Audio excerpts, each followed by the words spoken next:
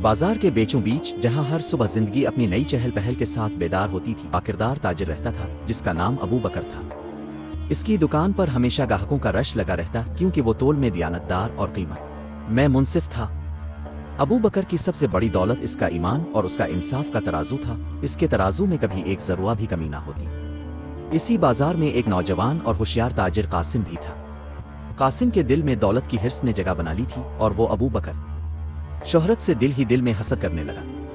एक दिन कासिम ने एक चालाक और फरेब भरी तरकीब सोची। इसने अपने तराजू के पल्ले के नीचे एक छोटा सा मिकनातीस छुपा दिया। जब वो कुछ तोलता चाहत को कम सामान मिलता। कासिम का नफा बढ़ने लगा और उसने थोड़े ही दिनों में अपनी दुकान बड़ी कर ली। लोग इसकी नई चमकती हुई दुकान और लिबास को देखकर हैरत ज़दा होते। उधर अबू बकर अपनी ईमानदारी पर कायम रहा। इसका मुनाफा आहिस्ता आहिस्ता बढ़ रहा था, लेकिन लोगों का भरोसा और एतबार दिन ब दिन मजबूत होता जा रहा था। एक दिन एक गाहक ने कहा, अबू बकर साहिब, अगर आप भी थोड़ा वजन कम कर लिया करें तो आप भी ज्यादा कमा सकते हैं। अबू बकर मुस्कुरा कर बोला, भाई, ये दुनिया की दौलत तो चंद रोजा है, मगर अल्लाह की रजा हमेशा बाकी रहने वाली है। मेरा तराजू अल्लाह की अमानत है, मैं इसमें खियानत कैसे कर सकता हूँ। चंद दिन बाद शहर में एक बड़ा त्यौहार आया। बाजार में ग्राहकों की भीड़ लगी हुई थी। इसी दौरान शाही महल से एक अक्लमंद और मुनसिफ सरदार ने बाजार का अचानक दौरा किया।